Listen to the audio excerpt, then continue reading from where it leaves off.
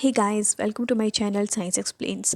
आज हम करेंगे विनाइल पॉलीमर्स। काफ़ी सारे इंपॉर्टेंट हैं ये, कम से कम भी 8-9 है आपकी बुक्स में। और ये जो है इनसे क्वेश्चन ज़रूर आता है। एक आपसे डायरेक्ट पूछा जाता है कि इसको एक्सप्लेन करें या फिर इसको एक्सप्लेन करें। तो स्टार्ट करते हैं विनाइल पॉलीमर्स। ठीक है, तो सबसे पहले हम पढ़ते हैं पॉलीथीन, जिसके बारे में सब ने पढ़ा है कि पॉलीथीन पॉलीथीन तो पॉलीथीन होती है ना।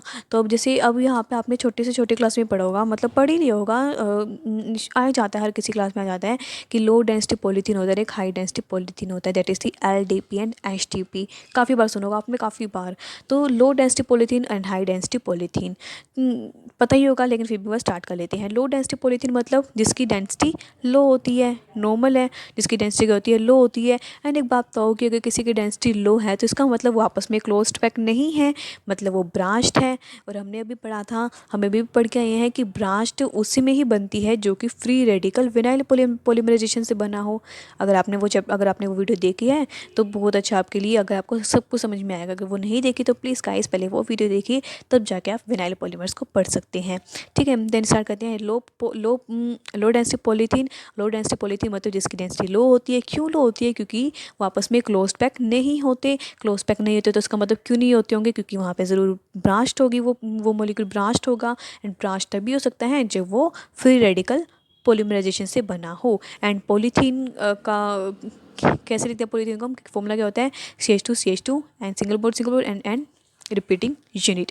एक बात और होती है, जो लो डेंसिटी पॉलीथीन होते हैं वो हमेशा फ्लैक्सिबल होते हैं और ये पूरे इलेक्ट्रिकल कंडक्टर होते हैं। अगर हम बात बताओ, अगर हमने इसका पता चल गया कि हमें कि ये पूरे इलेक्ट्रिकल कंडक्टर हैं, तो इसका मतलब हम इसे ऐसी जगह यूज़ कर सकते हैं जहाँ पे मतलब इलेक्ट्रिसिटी का वो ना, मतलब इलेक्ट्रिसिटी का हमें डर ना होए। ठीक है, मतलब वायरिंग के लिए यूज़ कर सकते हैं। वायरिंग के ऊपर जो कवरिंग होती है वहाँ पे हम इसका यूज़ कर सकते हैं, क्योंकि ये तो पूरे इलेक्ट्रिकल कंडक्टर है ना, फ्लैक्सिबल है। तो मतलब हम यहाँ पे ऐसी बोटल्स में यूज़ कर सकते हैं जिसको हम स्क्वीज़ कर सकें, that is a squeezing bottles. Toys में यूज़ कर सकते हैं, पाइप्स में यूज़ कर सकते हैं, काफ़ी सारी इसकी यूज़ किया जा सकता है। ठीक है, बस। एंड देन आते हैं हमारे high density polymerization. High density polymerization के अंदर क्या होते हैं हमारे?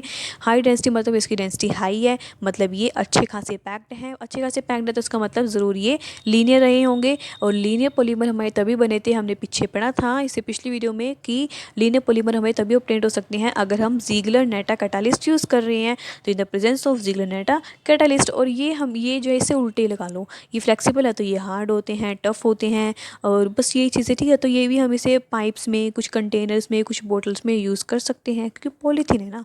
जहाँ पे आपको दिखती है पॉलीथीन वहीं आप उसका एग्जांपल लिख दो, कंड्यूस्ड कंटेनर, बोतल, पाइप वगैरह वगैरह। ठीक है, देन आता है second vinyl polymer, that is the polypropylene.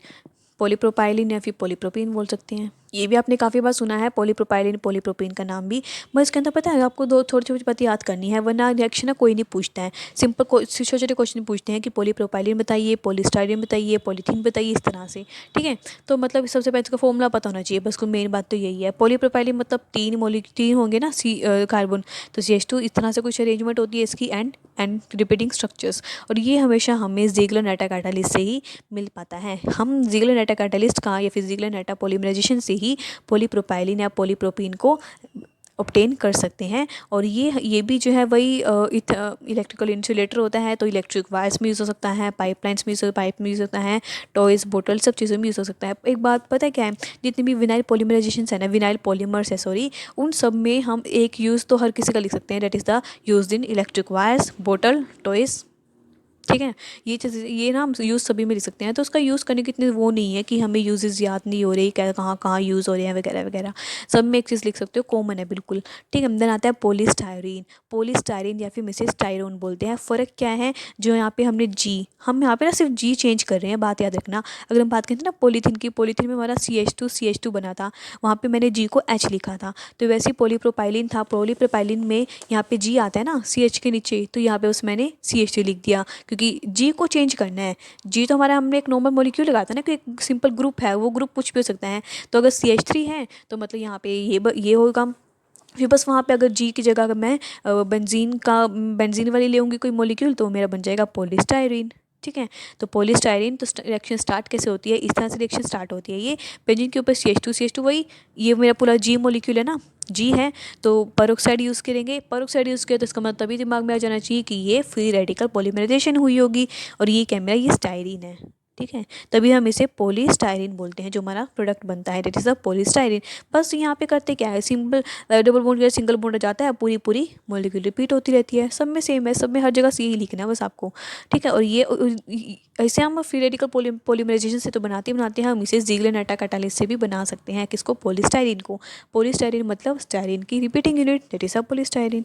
Then आता है vinyl polyvinyl chloride, that is a PVC. PVC का नाम आपने बहुत बार सुना है, नहीं 12th में भी काफ़ी बार सुना है, आई थिंक 12th 11th में कि पीवीसी पीवीसी पीवीसी, ठीक है। तो मतलब इसमें क्या होता है, बस जी की जगह क्या आएगा यहाँ पे Cl आ जाता है, दैट इज CH2CHG होता है ना, जी की जगह क्या लेंगे, क्लोरीन, तो क्या बन जाएगा, पॉलीविनाइल क्लोराइड। इससे याद रखना ना कि हम यहाँ पे पर सल्फेट यूज़ करते हैं। अब तक हम फ्री रेडिकल में पेरोक्साइड यूज़ करते आए हैं, ज़िगलर-नाटा कैटालिस्ट यूज़ करते आए हैं। पीवीसी को बनाते टाइम हम यहाँ पे पर सल्फेट यूज़ करेंगे, बस कुछ नहीं है, सिंगल बॉन्ड आ जाएगा, पूरी पूरी रिपीटिंग स्ट्रक्चर, ठीक है। तो ये मेरा हो गया पीवीसी। पीवीसी हमेशा हार्ड होती है, काफ़ी होनी स्ट्रक्चर होती है, लेकिन एक बात याद रखना कि ये रेजिस्टेंट होती है किसके, वायर्स के, और इलेक्ट्रिकल इंसुलेटर भी होती है, तो इसलिए हम इसे इलेक्ट्रिक वायर्स में यूज़ कर सकते हैं। और ये वाटर रेजिस्टेंस भी कहलाती है कभी कभी, तो इसलिए हम इसे जैसे कि हम रेन कोट्स में या फिर टॉयज़ में भी इसे यूज़ कर सकते हैं, टॉयज़, पाइप्स, लाइन्स या फिर कुछ ऐसी जगह जहाँ पे हमें फायर लगने का डर रहता है, ठीक है, क्योंकि रेजिस्टेंट टू फायर है। ओके, तो नेक्स्ट आता है दैट इज़ अ PVA। अभी पढ़ा PVC, that is a polyvinyl chloride, मतलब वहाँ पे क्लोराइड यूज़ किया, क्लोरीन यूज़ किया था। PVA है मतलब यहाँ पे एसीटेट, मतलब यहाँ पे एसीटेट यूज़ करेंगे जी की जगह, तो दैट इज़ अ CH2CH3, जी होता है, जी की जगह OCO, CH, that is acetate. तो वही यहाँ पे पेरोक्साइड यूज़ करना है यहाँ पे, मतलब ये भी क्या है, एक हमारी फ्री रेडिकल विनाइल पॉलीमराइजेशन है। तो बस यहाँ पे इसकी सिंगल बॉन्ड एंड पूरी पूरी रिपीटिंग स्ट्रक्चर, बिल्कुल कुछ नहीं है, कुछ भी वो नहीं है। सबसे मेन बात एक यहाँ आती है इसकी कि इसका जो यूज़ है वो प्लास्टिक इमल्शन पेंट में किया जाता है। किसमें? प्लास्टिक इमल्शन पेंट में। आपने काफ़ी बार नाम सुना होगा, एड्स भी आती हैं जैसा plastic emulsion paint, plastic emulsion paint.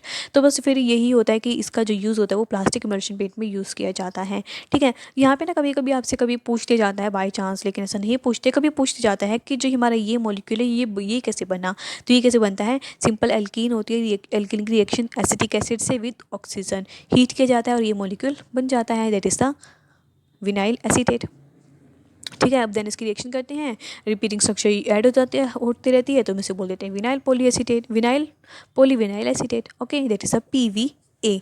Then आता है हमारा PTFE, ये भी आपने नाम पहले सुन रखा है, that is the polytetrafluoro ethylene, Teflon जिसे बोलते हैं। बस यहाँ पे यहाँ पे क्या होता है, हाइड्रोजन सभी रिप्लेस हो जाते हैं किससे, F से, that is a fluorine, CF2 double bond CF2 use करना है। वही जब इसकी पॉलीमराइजेशन होएगी तो सिंगल बॉन्ड एंड पूरी मॉलिक्यूल का रिपीटिंग स्ट्रक्चर्स। एंड यहाँ पे याद रखना, यहाँ पे थोड़ा इंपॉर्टेंट है, यहाँ पे जो हम यूज़ करते हैं मेन कैटालिस्ट वो यूज़ होता है अमोनियम पर oxo sulphate, that is the ammonium पर ऑक्सो सल्फेट यहाँ पे यूज़ होता है। ये बात आपको याद रखनी है क्योंकि इस तरह का भी कोई आया नहीं ना अभी तक, अब तक सिर्फ पेरोक्साइड या फिर ज़िगलर-नाटा कैटालिस्ट या फिर पर सल्फेट पड़ा है, लेकिन ये सबसे अलग आता है, दैट इज़ द अमोनियम पर ऑक्सो सल्फेट। इससे हम यहाँ पे टेफ्लॉन की फॉर्मेशन कर सकते हैं, दैट इज़ दी पॉलीटेट्राफ्लोरोइथाइलिन। ये भी टफ होता है, काफ़ी टफ होता है, हार्ड होता है, ये भी हीट रेजिस्टेंट होता है, और ये सबसे मेन बात इसकी ये है कि ये हाई टेम्परेचर पे भी रह सकता है। तो इसलिए हम इसके कुछ ऐसे कुकिंग यूटेंसिल्स में यूज़ कर सकते हैं जो कि हाई टेम्परेचर पे विथस्टैंड करते हैं, है ना। जैसे कि हम इसे नॉन स्टिक सरफेस कोटिंग में भी यूज़ करते हैं, मतलब आप देख सकते हो जैसे तवा होता है, हाई टेम्परेचर पे विथस्टैंड कर सकता है, तो यहाँ पे हम उसका इसका यूज़ कर लेते हैं टेफ्लॉन का, ठीक है। देन आती है हमारी PMMA मतलब पॉलीमिथाइल मैथ एक्राइलेट, ठीक है, पॉलीमिथाइल मैथ एक्राइलेट, कुछ भी बोल दो, ठीक है। देन यहाँ पे क्या है, बस यहाँ पे हमें जो जी है वो चेंज करना है। अब की बार हमने क्या किया, CH2 डबल बॉन्ड CHG होता था ना, अब की बार मैंने अभी हम यहाँ पे क्या कर देते थे, यहाँ पे H को भी हटा देते हैं, G को भी हटा देते हैं, CH3 और COCH3, तभी उसे बोलेंगे ना मिथाइल मैथाक्राइलेट, है ना। बस वही है, पेरोक्साइड से यूज़ करना है, पेरोक्साइड यूज़ करेंगे मतलब फ्री रेडिकल विनाइल पॉलीमराइजेशन हो रही है, तो यहाँ पे सिंगल बॉन्ड आ जाएगा और पूरी मॉलिक्यूल की रिपीटिंग स्ट्रक्चर। ये भी हार्ड होता है, ट्रांसपेरेंट होता है, तो इससे बात याद आ जाती है कि कोई भी ट्रांसपेरेंट चीज़ें में कोई भी ट्रांसपेरेंट चीज़ हो तो वहाँ पे आप इसका एग्जांपल लिख सकते हो, जैसे कि हम बात कर सकते हैं लेंस की, या फिर हम बात कर सकते हैं विंडोज़ की। मोस्टली एयरक्राफ्ट जो एयरप्लेन्स होते हैं ना, एयरप्लेन्स की जो विंडोज़ होती है वहाँ पे इसका काफ़ी अच्छा वहाँ पे इसका यूज़ किया जाता है PMMA का, क्योंकि ये ट्रांसपेरेंट होती है।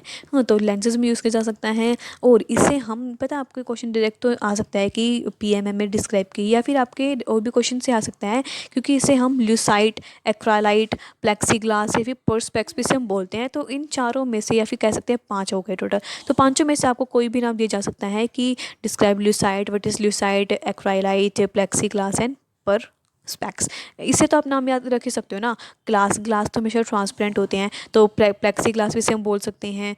एक्राइलाइट, क्योंकि इसमें एक्राइलेट यूज़ हो रहा है, तो एक्राइलाइट इसे हम बोल सकते हैं। तो इस तरह से कुछ नाम तो वैसे भी याद हो जाते हैं, ठीक है। देन आता है हमारा 8th, that is a poly ethyl acrylate, PEA।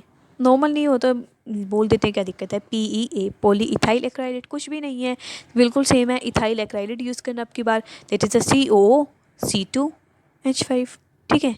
जैसे पीछे यूज़ किया था ना, OCOCH3 एसिडेट था, मतलब सॉरी वो तो एसिडेट था, एक्राइलेट पढ़ रहे हैं हम तो। CH2 remove on CH, CO, C2H5, that is a poly ethyl acrylate, ठीक है। अब ये भी क्या यूज़ करके कहते हैं, अभी भी यूज़ करके कहते हैं पॉली मिथाइल मैथाक्राइलेट। उसमें हमने क्या कहता है, COCH3 यूज़ किया था। यहाँ पे क्या है, इथाइल एक्राइलेट, यहाँ पे हम COC2H5 यूज़ करेंगे। बस पूरा मोलिक्यूल ऐसे ही सिंगल बॉन्ड, पूरी मोलिक्यूल की रिपीटिंग स्ट्रक्चर मैंने लिखा नहीं है। COO, C के नीचे ही बॉन्ड, ठीक है। C2H5 पूरी की रिपीटिंग यूनिट। इसे हम ब्लैंकेट्स, कारपेट्स में यूज़ करते हैं, किसको, पॉलीइथाइल एक्राइलेट को। देन आता है हमारा last vinyl polymer, that is the poly acrylonitrile. काफ़ी बार नाम सुना आपने, दैट इज द पैन। इसे हम एक्राइलियन या फिर ओरियन भी बोलते हैं, ठीक है। यहाँ से ना कंफ्यूज मत होना, इसे हम एक्रेलियन बोलते हैं, और जो PMMA आया था ना, उसे हम एक्राइलाइट बोलते हैं, ठीक है। तो पैन या फिर काफ़ी बहुत बार आपने इसका नाम सुना है, क्योंकि ये पॉली एक्राइलोनाइट्राइल, तो मतलब यहाँ पे नाइट्राइल, मतलब यहाँ पे CN होगा, G की जगह बस हटाएंगे, पॉलीमराइजेशन करनी है, हटाएंगे इसको बाहर, N पूरी मोलिक्यूल का ख़त्म। कोई बड़ी बात नहीं है, ठीक है। अभी आपने देखा ना, हर किसी में सेम स्टेप फॉलो हो रहा है, मोलिक्यूल आ रहा है, बस मोलिक्यूल पता होना चाहिए कौन सा यूज़ होगा, उसकी रिपीटिंग स्ट्रक्चर, जैसे उसकी पॉलीमराइजेशन एंड N, ठीक है। और ये जो है वाटर रेजिस्टेंट होता है। वाटर रेजिस्टेंट मतलब उसका वो नहीं, वाटर रेजिस्टेंट होता है, वो सिंपल है। तो और वाटर रेजिस्टेंट भी होता है, तो इसलिए हम इसे ऐसे फाइबर्स में यूज़ कर सकते हैं, ऐसी जगह यूज़ कर सकते हैं जहाँ पे हमें वाटर का वो ना हो, मतलब हमें वाटर से बच के रहना हो। जैसे कि हम बात कर सकते हैं रेनकोट है ना, रेनकोट हो सकता है, या फिर इसने लिखा है बार, जैसे हमने लिखा है बार, कारपेट, बाथिंग सूट, या फिर कुछ कोई ऐसा फाइबर जो जल्दी ड्राई हो जाता है, ठीक है। तो ऐसे से जो पैन है, वो ऐसी चीज़ों की फॉर्मेशन कर सकता है, ऐसे फाइबर की फॉर्मेशन कर सकता है जो कि वाटर रेजिस्टेंट होते हैं, क्विक ड्राइंग हो, और जैसे कि स्वेटर्स, बाथिंग सूट, या फिर कारपेट तो बहुत ही कह सकते हैं हम वाटर रेजिस्टेंट है, फिर वो जल्दी सूख जाता है। तो ऐसी चीज़ों में इसका यूज़ होता है, जैसे कि इसका पैन का, पॉली एक्राइलोनाइट्राइल का। अभी हमने जो है अभी 3 वीडियोस में हमारा ये खत्म हुआ है, क्या, एडिशन या फिर चेन ग्रोथ पॉलीमराइजेशन, जिसका लास्ट टॉपिक था। देन इसके बाद हम नेक्स्ट पढ़ते हैं, नेक्स्ट पॉलीमराइजेशन पढ़ते हैं, दैट इज कंडेंसेशन या फिर स्टेप ग्रोथ पॉलीमराइजेशन। हमने कहा था लास्ट टाइम पे, जो पहली वीडियो थी, हमने उसमें क्या पढ़ा था, टोटल 2 तरह की पॉलीमराइजेशन होती है, addition polymerization and condensation polymerization. अब तक 3 वीडियो में हमारा एडिशन पॉलीमराइजेशन खत्म हुआ है। अब नेक्स्ट वीडियो में हम पढ़ेंगे कंडेंसेशन या फिर step growth polymerization. Bye bye.